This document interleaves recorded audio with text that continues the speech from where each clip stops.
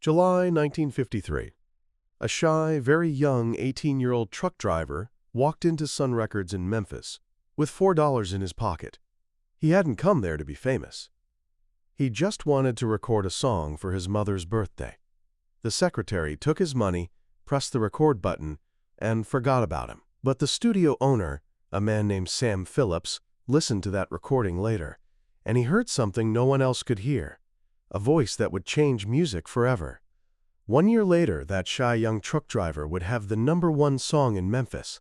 2 years later, he would appear on national television and shock America. 3 years later, he would be the biggest star in the world. But in the summer of 1953, Elvis was nobody. He lived in a housing project. He drove a truck for Crown Electric Company. He earned $35 a week. And he had a dream that everyone said was impossible. This is the story of how a $4 recording changed everything, and why that man had spent years searching for a voice exactly like his. If you lived in Memphis in the early 1950s, you remember the city being divided. Not only because of race, although racial segregation was everywhere, but because of music. White people listened to country. Black people listened to blues and gospel. Radio stations were separate. Record shops were separate. And if you tried to mix the two, you were asking for trouble. Elvis Aaron Presley was born in 1935 in Tupelo, Mississippi. His family was poor, desperately poor. His father, Vernon, worked odd jobs and occasionally went to jail for petty crimes. His mother, Gladys, kept the family together through sheer willpower and love. In 1948, when Elvis was 13, the family moved to Memphis in search of better opportunities. They settled in a housing project called Lauderdale Courts. Elvis attended Humes High School. He was quiet, gentle, and spent perhaps a little too much time thinking about his hair and his clothes. And he loved music of every kind. Elvis would sneak down to Beale Street, the heart of Memphis's black music scene, and listen to blues artists performing in clubs he was too young to enter. He listened to gospel in church. He followed country music on the radio. And somehow, inside his head, all of it was turning into something new. By 1953, Elvis had finished high school and was working as a truck driver for Crown Electric Company, hauling materials. $35 a week. It was honest work, but it wasn't what Elvis wanted. He wanted to sing. He had tried before. He had auditioned for a local gospel quartet. They turned him down. He had entered a talent contest. He lost. He had sung at school. Some kids liked it, most didn't. Nobody thought Elvis Presley had what it took to be a professional singer. His voice was strange, not quite country, not quite blues. It sat somewhere in between, and it didn't fit anywhere. But Elvis didn't give up. And in the summer of 1953, he did something that would change his life, even if he didn't know it yet. He was going to record a record. Not for radio. Not for fame. Just a record he could give his mother as a birthday gift. Because even if no one else believed in his dream, at least Gladys did. Sun Records was a small studio at 706 Union Avenue in Memphis. It had been opened in 1950 by Sam Phillips, a former radio engineer. Phillips had a vision. He wanted to record black artists who were being ignored by the major companies. He recorded blues legends like Howlin', Wolf, B.B. King, and Ike Turner. But he was struggling financially. The big record labels in New York and Los Angeles didn't take him seriously. Sam Phillips also had a theory, almost an obsession. He believed there was a fortune waiting for whoever could find a white man with a black voice and a black feel. Not because he wanted to exploit black music, but he knew that white radio stations wouldn't play black artists, no matter how talented they were. If a white singer could capture that raw emotional sound, he could break through the racial barriers and reach everyone. Phillips had been searching for that voice for years, but he hadn't found it. On a Saturday afternoon in July 1953, Elvis Presley walked into Sun Records. He was nervous. He had never been inside a recording studio before. A woman named Marian Keisker was working the reception desk. Sam Phillips wasn't there. Elvis told Marian he wanted to record a personal record. Marian asked what kind of music he sang. "I sing all kinds," Elvis said. Marian asked, "Who do you sound like?" Elvis answered with a line that would later become famous, "I don't sound like nobody." Marian set up the recording equipment. Elvis paid his $4, and he recorded 2 songs, "My Happiness" and "That's When Your Heartaches Begin." Both were ballads, slow, emotional songs. Elvis's voice on those recordings was raw and untrained, slightly trembling. But there was something in it. Marian Keisker heard it. She made a note. "Good ballad singer, hold." When Sam Phillips returned to the studio, Marian played him the recording. "You need to hear this," she said. Phillips listened, and he heard what Marian had heard. The technique wasn't perfect, but there was real feeling in it, real emotion.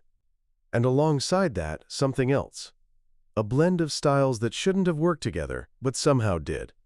Sam Phillips wrote down Elvis's name and address. But he didn't call him right away. Not yet. He needed to be sure. Elvis went back to work. He kept driving his truck. Weeks passed. Then months. He figured nothing would come of that recording. But Sam Phillips couldn't get that voice out of his head. And in January 1954, Phillips finally picked up the phone and called Elvis Presley. "There's a ballad I want you to try," he said. "Can you come into the studio?" For months, Sam Phillips tried to figure out what he could do with Elvis. He would call him into the studio and have him try different songs, ballads, country standards, pop pieces. None of them stuck. Elvis was trying too hard to sound like the other people he heard on the radio. Bing Crosby, Dean Martin, smooth, polished singers.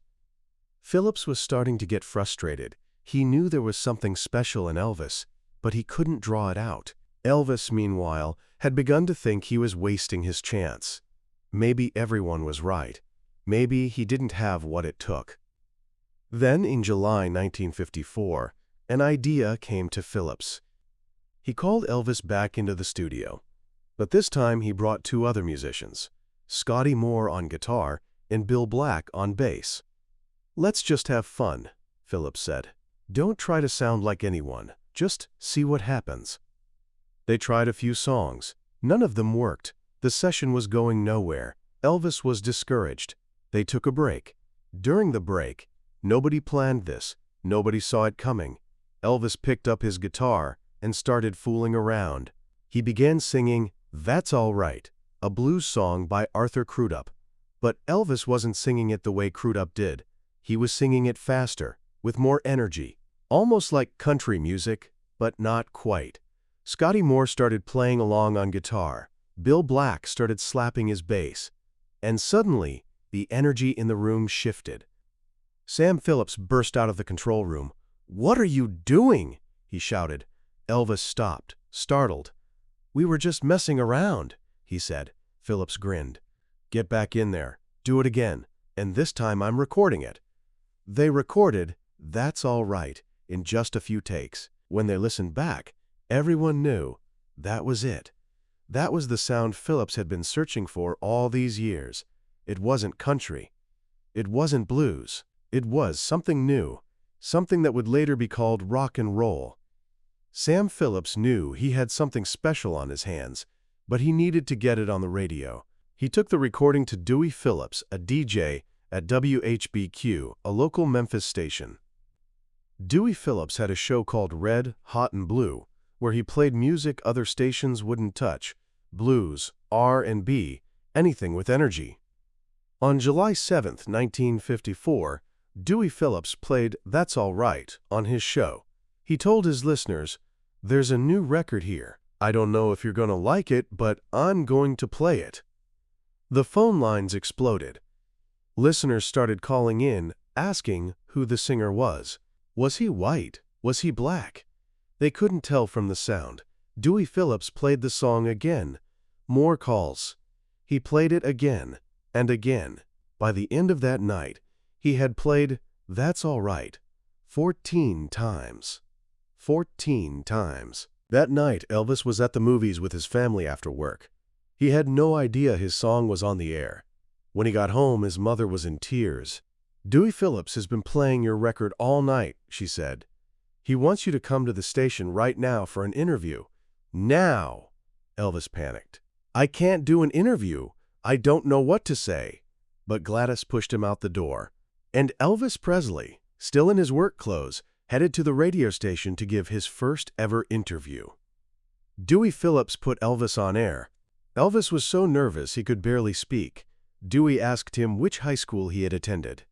A question carefully designed to let Memphis listeners know Elvis was white, because the calls kept coming in, "Is this kid white or black?" When Elvis said Humes High, a white school, some listeners were shocked, some were angry, but most were simply stunned. A white kid sings like that? How was that even possible? Sam Phillips pressed "That's All Right" as a single in 5,000 copies. It sold out across Memphis within 2 weeks. Local stores couldn't keep it in stock. And Elvis Presley, still a truck driver, still earning $35 a week, had suddenly become the most talked about musician in Memphis. On July 30th, 1954, Elvis took the stage for the first time as a professional musician. The venue was Overton Park Shell, an open-air amphitheater. Elvis was terrified. He had sung in front of small groups before, but nothing like this. Hundreds of people. A real stage. Professional musicians watching. He walked out in a pink shirt and black pants. Unusual for the time, but Elvis had always dressed differently. He grabbed the microphone. And then something happened that Elvis hadn't expected. His legs started shaking. Uncontrollably. The nerves were rattling his knees together. But the audience read it as part of the performance and went wild. Girls in the front rows screamed. Surprised and emboldened, Elvis started moving more. He swung his hips. He spun around. He didn't know what he was doing, but the crowd was going crazy. By the end of the performance, Elvis Presley had discovered his stage presence. Those movements that would make him famous, scandalous, and unstoppable. Word spread fast. Elvis began performing at local venues, small clubs, high school gymnasiums, anywhere that would book him. Scotty Moore and Bill Black became his permanent band. They called themselves the Blue Moon Boys. In October 1954, just 3 months after That's All Right, Elvis was invited to join the Louisiana Hayride, a weekly radio program broadcast out of Shreveport. It was the second biggest country music show in America after the Grand Ole Opry. The Hayride offered Elvis a contract, perform every Saturday night for 1 year, $18 per show. Elvis signed the contract, and for the next year, every Saturday, Elvis made the trip from Memphis to Shreveport, a 6-hour drive, and took the stage at the Hayride. The show reached millions of listeners across the South.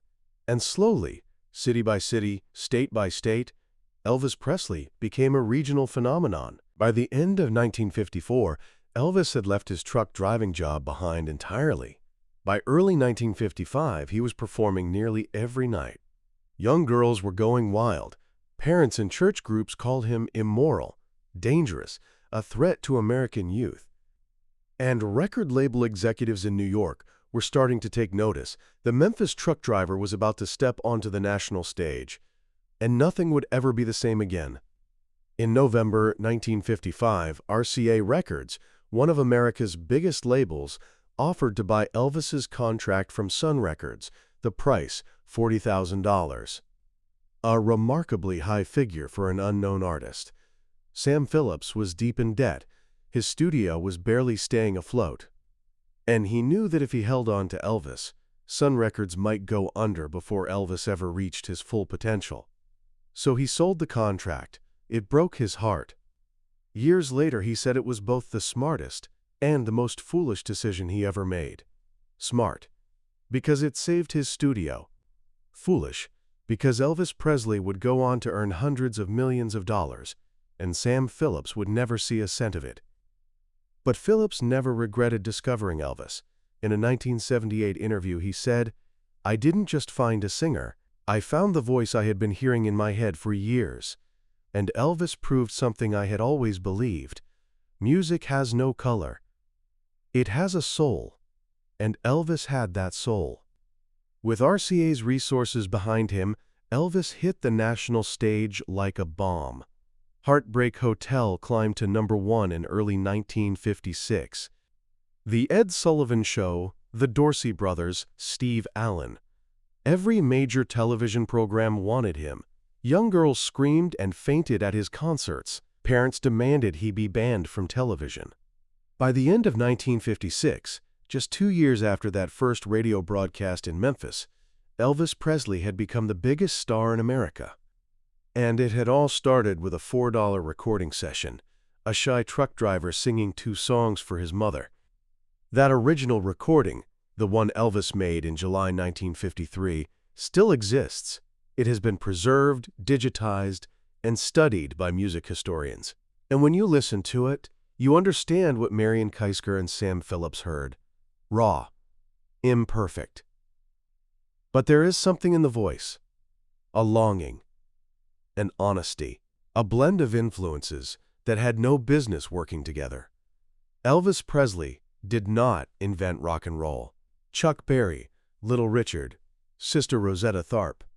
Black artists had been playing that music long before him, but Elvis crossed the racial barriers of 1950s radio.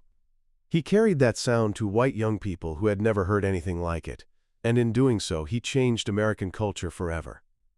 People often ask, what made Elvis special? Why him out of hundreds of young singers trying to make it? Sam Phillips had an answer.